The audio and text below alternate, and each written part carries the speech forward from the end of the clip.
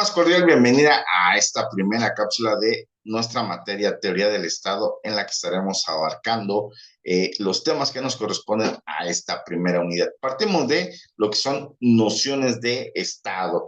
Y bueno, partimos de que el Estado es una sociedad humana.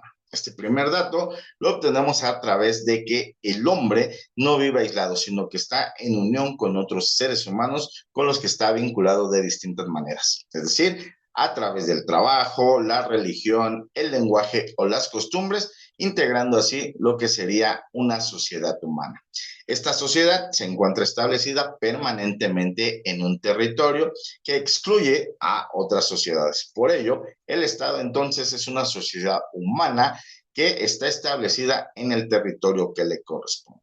La existencia de la sociedad humana implica necesariamente la presencia de un orden normativo de conducta. Se añade así, entonces, el orden jurídico. El Estado, entonces, es una sociedad humana establecida en el territorio que le corresponde, estructurada y regida por un orden jurídico.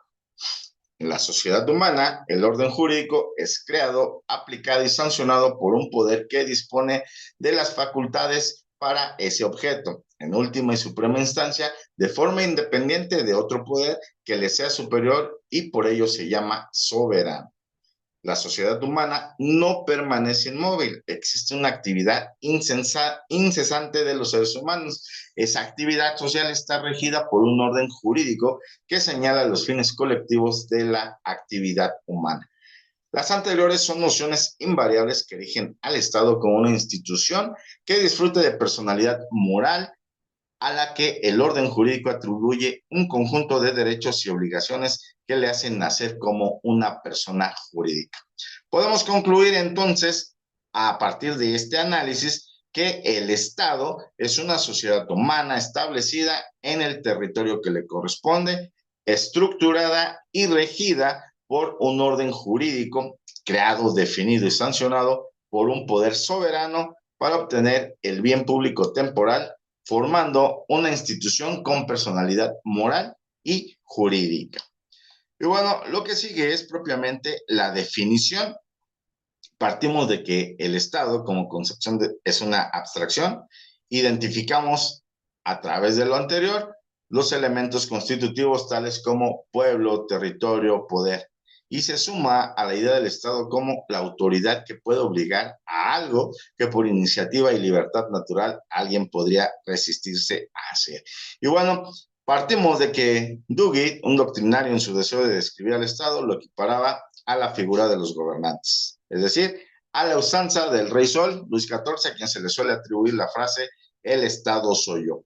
Por su parte, los anarquistas sostienen que el Estado no debe existir, niegan el derecho de reconocer a algún gobernante, cuestionan la imposición de la obediencia y la obligación de los hombres sometidos a las leyes. Y bueno, sociológicamente, para Jelinek, el Estado es la agrupación política sedentaria con un poder de mando originario. Si se analiza esta aportación, se podrá notar que en ella se recogen los siguientes elementos. 1, el pueblo como agrupación política. 2, el territorio como agrupación sedentaria y la soberanía como poder de mando originario. En esa definición faltan por incluir los fines políticos y el carácter jurídico. Sin embargo, para Cicerón y Kant, el carácter jurídico es elemental. Al inicio de nuestra era, Cicerón definía al Estado como aquella muchedumbre humana unida por el derecho y la utilidad. Kant, por su parte, definía al Estado como la muchedumbre unida por las leyes jurídicas. Y bueno, para Juan Bodino, el Estado es un conjunto de familias y sus posesiones comunes gobernadas por un poder de mando según la razón. En el siglo V, Agustín de Hipona escribiría postulados de teología política que perdurarían hasta la Alta Edad Media. Su percepción del Estado es semejante a la ciceroniana, una muchedumbre humana dotada de razón y unida por el común de las cosas que aman. El Estado lo es de derecho por definición. De no ser así, deja de serlo.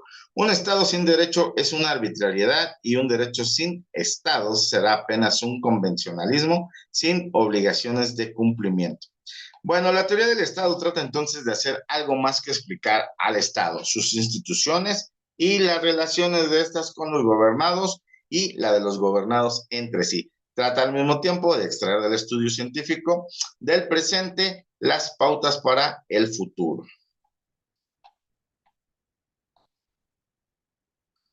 Y bueno, para cerrar esta cápsula, hablaremos de lo que es la ciencia política y derecho político.